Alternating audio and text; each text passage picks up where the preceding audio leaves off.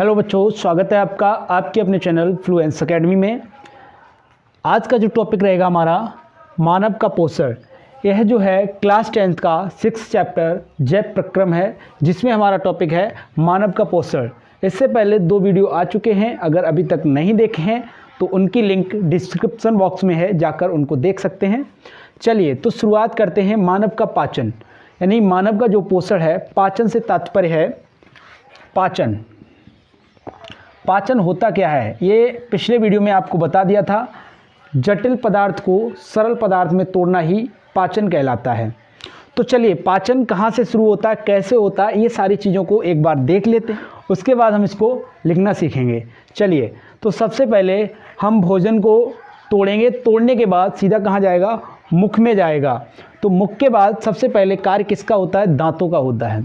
तो दांतों का कार्य क्या होगा, चबाना। और दांत जो होते हैं उनकी संख्या होती है 32। कितनी होती है, 32 होती है। ये 4 प्रकार के होते हैं, 4 प्रकार के होते हैं। नंबर 1 कृंतक, नंबर 2 रदनक, अग्रचबड़क और चबड़क। तो बच्चों, ये दांत जो होते हैं 4 प्रकार के होते हैं, कृंतक, रदनक, अग्रचबड़क और चबड़क। ये होता है 2 जोड़ी पाए जाते हैं। कितना पाया जाता है, 2 जोड़ी। और जो रदनकों की संख्या होती है वो होती है 1 जोड़ी। और अग्रचबड़क जो होते हैं वो होते हैं 2 जोड़ी। और जो चबड़क दांत होते हैं इनकी संख्या होती है 3 जोड़ी।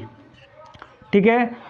तो कृंतक की बात कर लें। कृंतक का कार्य होता है किसी चीज़ को काटना, यानी भोजन को काटना, जो सामने वाले दांत होते हैं। जबकि रदनक का कार्य होता है फाड़ना, भोजन को फाड़ने का कार्य करते हैं जो नुकीले दांत होते हैं हमारे। उसके बाद अग्रचबड़क यानी कि भोजन को कुचलना। और जो चबड़क होता है लास्ट में जो दांत होते हैं, यानी भोजन को पीसने का कार्य करते हैं। तो ये हो गया हमारा चबड़क। अब दांतों का कार्य समाप्त हो गया है, उसके बाद आता है जीभ का कार्य। देखिए, हमारा जो पाचन है यहीं से शुरू हो जाता है, मुख से ही। तो इसके बाद आता है जीभ का कार्य। जीभ का कार्य जो होता है भोजन के अंदर लार को मिलाना। क्या होता है, लार को मिलाना। ठीक है, ये आपको नजर आ रही होंगी यहाँ पर, ये जो होती हैं हमारी लार ग्रंथियाँ होती हैं। ठीक है, तो ये जो लार निकलती है उस लार को क्या करेगा, जीभ भोजन में मिला देगा। ठीक है, उसके बाद ये जो आपको नजर आ रहा है ये होता है हमारा ग्रसनी। ठीक है, ग्रसनी। आपकी जो ग्रसनी होती है बच्चों, वो क्या होती है, श्वास नली और ग्रास नाल से जुड़ी हुई होती है। तो ये जो ग्रसनी जो होती है वो क्या करती है, भोजन को ग्रास नाल में छोड़ देती है। अब श्वास नली जो होती है उसमें क्यों नहीं छोड़ती है, उसमें भी भोजन चला जाता है। कभी कभी क्या होता है, भोजन चला जाता है। अब यहाँ पर आता है भोजन ग्रास यानी श्वास नली में जब भोजन आ जाता है गलती से, तो यहाँ पे लगा होता है, इसे बोलते हैं डायफ्राम। तो डायफ्राम क्या करता है, इसको भोजन को श्वास नली से धकेल देता है, तभी हमें क्या आती है, हिचकियाँ आने लगती हैं। ठीक है, तो भोजन को वापस क्या करता है, ग्रास नाल में पहुँचा देता है। ये कार्य किसका होता है, डायफ्राम का होता है। ठीक है, अब हमारा जो आ गया ग्रास नाल। ग्रास नाल में कोई भी एंजाइम रिलीज नहीं होता, इस वजह से यहाँ पर क्या होगा, कोई भी पाचन नहीं होगा।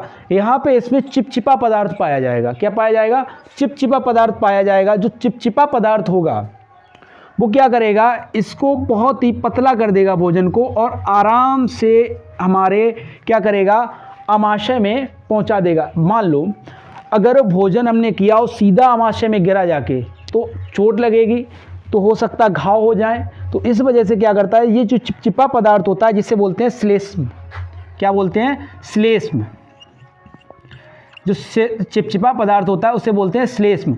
वो इसमें मिल जाता है भोजन में। भोजन जो होता है बहुत धीरे धीरे क्या होता है, आमाशय में आ जाता है। इसे बोलते हैं पेट। ठीक है, आमाशय में आ जाता है। आमाशय से फिर क्या होता है, भोजन जो होता है ग्रहणी की तरफ बढ़ता है।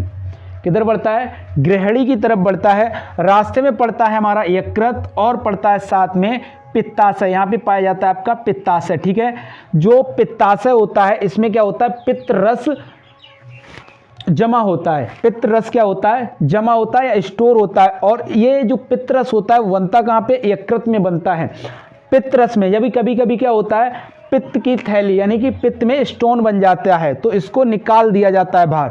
तो उस समय क्या होगा, हम जो वसा युक्त भोजन है उसको नहीं कर सकते, क्योंकि यहाँ से जो पित्त रस निकलता है वसा को पचाने का कार्य करता है, वसा को पचाने का कार्य करेगा। उसके बाद थोड़ा और आगे बढ़ेंगे तो यहाँ पर पहुँचेंगे, यहाँ पे आपको नज़र आ जाएगा अग्न्याशय, जिसे इंग्लिश में पैंक्रियास बोलते हैं। अच्छा, यहाँ से अग्न्याशयी रस भी स्रावित होता रहता है। अब यहाँ पे एक लगा होता है पाइलोरिक वाल्व, यहाँ पे क्या लगा होता है, पाइलोरिक वाल्व लगा होता है। ये इसका कार्य क्या होता है, जो यहाँ से जो स्टोर हो रहा था हमारा पित्त रस, तो इसको रोकने का कार्य करता है कौन, पाइलोरिक वाल्व। ठीक है, तो इतना हमारे समझ में आ चुका है। चलिए इसको लिखना कैसे उसको अब समझ लेते हैं।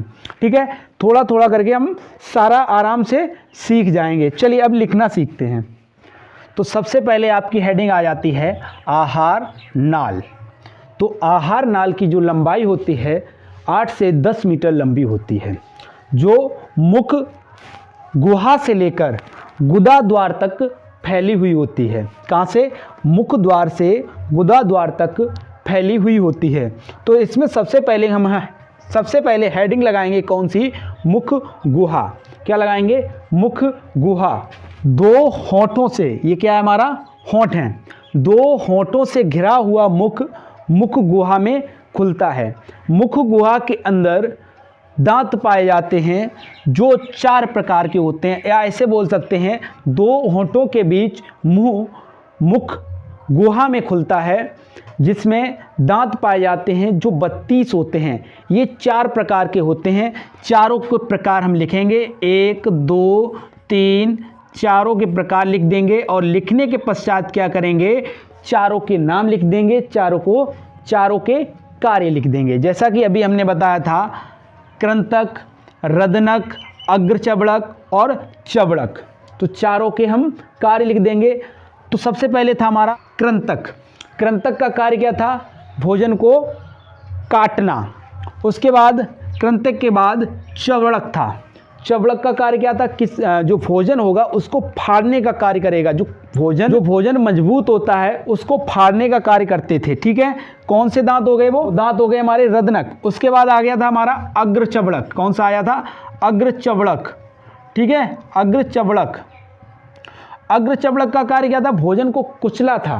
क्या था, भोजन को अच्छे से कुचल लिया था। कुचलने के बाद जो चबड़क थे, चबड़क, तो इसका कार्य क्या था, भोजन को अच्छे से पीसने का कार्य किया इसने। ठीक है, तो ये इसमें क्या हो गया, भोजन को अच्छे से पीसने का कार्य किया। उसके बाद यहाँ से जो लार निकल रही थी, लार, जो मुख से क्या हो रहा था, लार निकल रही थी। ये लार ग्रंथियों से क्या निकल रही थी, लार निकल रही थी, जीभ के द्वारा क्या हो रही थी, मिलाई जा रही थी। तो उस लार का नाम क्या था, टाइलिन। क्या था, टाइलिन। टाइलिन क्या करता था, स्टार्च, इसको हिंदी में बोलते हैं मंड का पाचन करता है, मंड का पाचन करता है। अब समझते हैं ये कैसे होता है।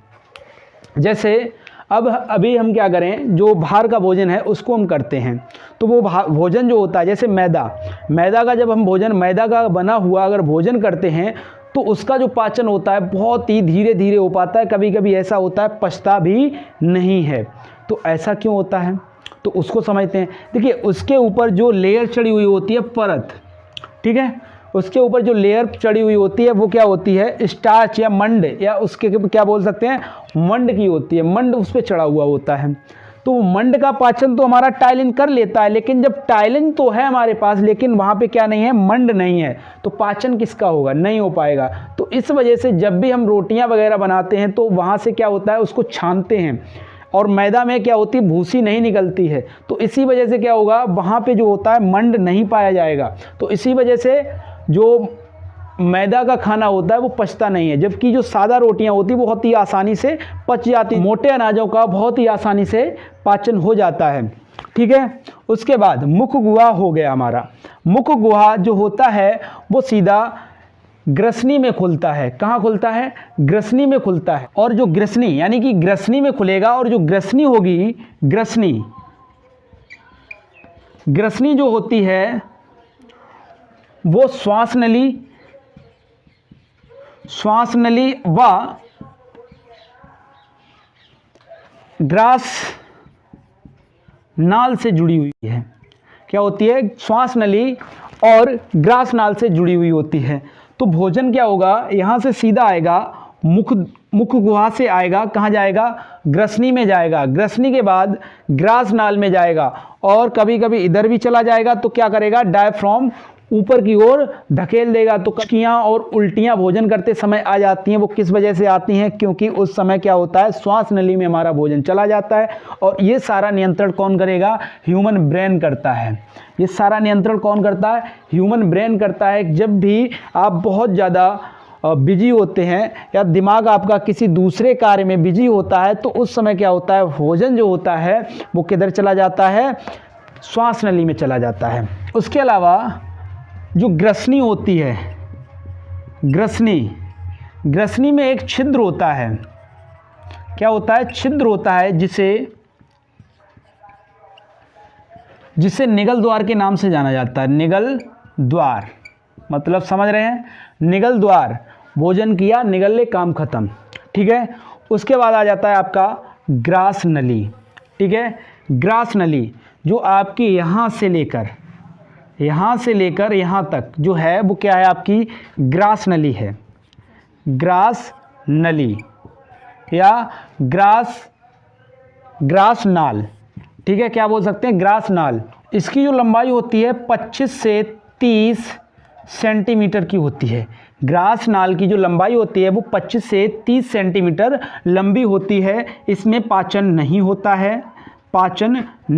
है। उसके अलावा इसमें एक चिपचिपा पदार्थ पाया जाता है। चिपचिपा पदार्थ पाया जाता है जिसे बोलते हैं श्लेष्म। क्या बोलते हैं? श्लेष्म बोलते हैं। और इसी के कारण क्या होता है? क्रमाकुंचन गति होती है।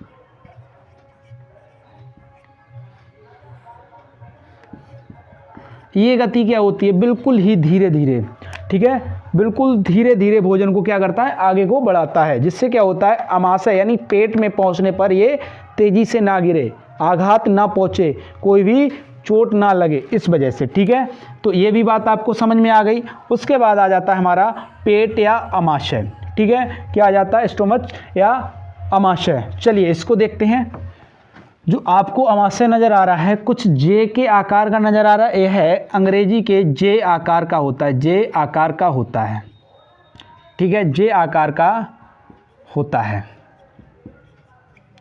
यह जो होता है यह 25 से 30 सेंटीमीटर लंबा व 7 से 8 सेंटीमीटर चौड़ा होता है। ठीक है। 25 से 30 सेंटीमीटर लंबा व 7 से 8 सेंटीमीटर चौड़ा होता है। इसके अलावा यह हमारे बाईं ओर स्थित होता है। किधर होता है? बाईं ओर स्थित होता है। तो बाईं ओर क्या हो गया? बाईं ओर। तो बाईं ओर स्थित है, आप देख सकते हैं। उसके अलावा इसमें जठर ग्रंथियां पाई जाती हैं। क्या पाई जाती हैं? जठर ग्रंथियां। जठर ग्रंथियां पाई जाती हैं। तो जठर ग्रंथि यानी जठर ग्रंथि से क्या होगा? जठर रस स्रावित होगा। जठर रस। तो जठर रस जो होता है वो 3 प्रकार का हो सकता है। ठीक है। नंबर 1 HCl, नंबर 2 श्लेष्म, उसके अलावा पेप्सिन। अगर वीडियो अच्छा लग रहा हो तो लाइक, शेयर एवं सब्सक्राइब कर लें। तो चलिए HCl का कार्य देखते हैं। HCl का कार्य क्या होता है? भोजन का पाचन। क्या करेगा? भोजन का पाचन। और नंबर 1 क्या होगा? भोजन का पाचन। नंबर 2 भोजन संग्रह।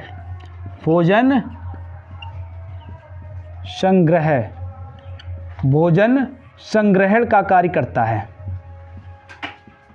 ठीक है। कौन करेगा? HCl करेगा। बात समझ गए? भोजन संग्रहण का कार्य एवं भोजन का पाचन कौन करेगा? HCl करेगा। जब कभी हम क्या करते हैं, बहुत ज़्यादा ओवर खा लेते हैं, खाना ज़्यादा भोजन कर लेते हैं, तो उस समय क्या होगा? HCl जो होगा ओवर हो जाएगा ना, बहुत ज़्यादा मात्रा में क्या बनेगा, बन सकता है, या फिर हमारे आमाशय से बाहर निकलने की कोशिश करेगा। तो इस आप समझ सकते हैं HCl जो होता है बहुत ज़्यादा खतरनाक हो सकता है, हमारे लिए बहुत ज़्यादा खतरनाक हो सकता है। इस वजह से क्या होता है, श्लेष्म की परत बनी हुई होती है, चारों तरफ से क्या होता है, श्लेष्म की परत बनी हुई होती है, इसी से ये क्या करता है, रोके रहता है। जो HCl होता है, HCl किसके अंदर होगा, श्लेष्म के अंदर रहेगा, जिससे क्या होगा, हमारे जो आमाशय होगा उसको कोई भी क्षति नहीं पहुंचेगी। ठीक है, किसके कारण, श्लेष्म के कारण। कौन सा, HCl। जो HCl होगा हाइड्रोक्लोरिक एसिड यानी हाइड्रोक्लोरिक अम्ल होगा, बहुत ही खतरनाक हो सकता है। अगर श्लेष्म जो होता है चिपचिपा पदार्थ होता है, क्या होता है, चिपचिपा पदार्थ होता है। अभी पढ़ा था हमने कहाँ पे, इस जगह पे, क्या होता है, चिपचिपा पदार्थ होता है। ठीक है, तो श्लेष्म का कार्य क्या हो जाएगा, आंतरिक दीवारों की सुरक्षा। तो किसकी सुरक्षा करेगा, हमारी करेगा या हमारे आमाशय की करेगा, तो हमारे आमाशय की करेगा, यानी आंतरिक जो इसकी अंदर की दीवारें हैं उसकी रक्षा कौन करेगा, श्लेष्म करेगा। पेप्सिन का कार्य क्या होगा, पेप्सिन प्रोटीन का पाचन करेगा, प्रोटीन का पाचन। ठीक है, उसके अलावा जीवाणुओं का नाश करता है, क्या करता है, जीवाणुओं का नाश। देखिए जीवाणु जो होते हैं हमारे मुंह से, जो हमारी लार ग्रंथियां होती हैं, इनसे जो एंजाइम निकलता है, यहीं से ही क्या होता है, जीवाणुओं का नाश शुरू हो जाता है। लेकिन क्या होता है, जो जीवाणु रह जाते हैं वो कहाँ पे खत्म हो जाते हैं, आके हमारे आमाशय में नष्ट हो जाते हैं। ठीक है, वो किससे होते हैं, पेप्सिन से होते हैं। ठीक है, पेप्सिन एंजाइम से हो जाते हैं, जीवाणुओं का नाश हो जाता है। अब बच्चे जो होते हैं बहुत ज़्यादा दूध पीते हैं, तो उनमें एक और एंजाइम पाया जाता है, लाइपेस एंजाइम पाया जाता है, जो क्या करता है, वसा का पाचन करता है, वसा का पाचन। ठीक है, चलिए ये हमारा हो गया आमाशय। अब आ जाते हैं सीधा ग्रहणी में, क्योंकि यहाँ पे जो जितना भी पाचन होना था वो हो चुका है। अब किधर आएगा भोजन, हमारा ग्रहणी की तरफ बढ़ेगा। तो चलिए ग्रहणी को देखते हैं। ग्रहणी जो होती है सी आकार की होती है। कैसी होती है, सी आकार की होती है। यह क्या होता है, ये जो हमारी छोटी आंत है, क्या है, छोटी आंत का ही भाग होता है। क्या होता है, छोटी आंत का भाग होती है। क्या होता है, छोटी आंत का भाग कौन होगा, ग्रहणी। इसकी लंबाई 25 सेंटीमीटर की होती है, 25 सेंटीमीटर होती है। अब यहाँ पे समझने लायक बात क्या है, जब हमारा भोजन आमाशय से सीधा ग्रहणी की ओर बढ़ता है तो इधर क्या पड़ेंगे, दो ग्रंथियां पड़ती हैं हमारी। नंबर 1 अग्न्याशय, नंबर 2 यकृत, और तीसरा एक और होता है पित्ताशय। अग्न्याशय क्या करता है, अग्न्याशयी रस को स्रावित करता है, और यकृत क्या करता है, पित्त रस को बनाता है, जो स्टोर होता है पित्ताशय में आके। तो पित्ताशय क्या करेगा, जो पित्त रस को स्टोर किया है उसको धीरे धीरे क्या करता रहता है, रिलीज करता रहता है, छोड़ता रहता है, जिससे क्या होता है, हमारे वसा का पाचन हो पाता है। जो हमारी यहाँ पे ग्रहणी मूर्ति है, इसका जो आकार होता है सी आकार की होती है, और ये छोटी आंत का ही क्या होती है, भाग होती है। इसकी लंबाई 25 सेंटीमीटर की होती है। उसके अलावा जब यहाँ से ये ग्रहणी मुड़ती है, ये सी आकार बनाती है, तो यहाँ पर अग्न्याशय क्या करेगा, अग्न्याशयी रस स्रावित करेगा, और यहाँ पे जो होता है आपका यकृत या लीवर, वो क्या करेगा, पित्त रस बनाएगा, जो कहाँ पे स्टोर होगा, पित्ताशय में स्टोर होगा, जमा होगा। अब जब भी हम वसा युक्त भोजन करेंगे या प्रोटीन लेंगे तो क्या करेगा, उसका पाचन करेगा यहाँ पे। ठीक है, उसके बाद हमारी जो बचा हुआ है छोटी आंत और बड़ी आंत, मलाशय, गुदा द्वार, इसको हम नेक्स्ट वीडियो में देखेंगे। तब तक के लिए नमस्कार, जय हिंद।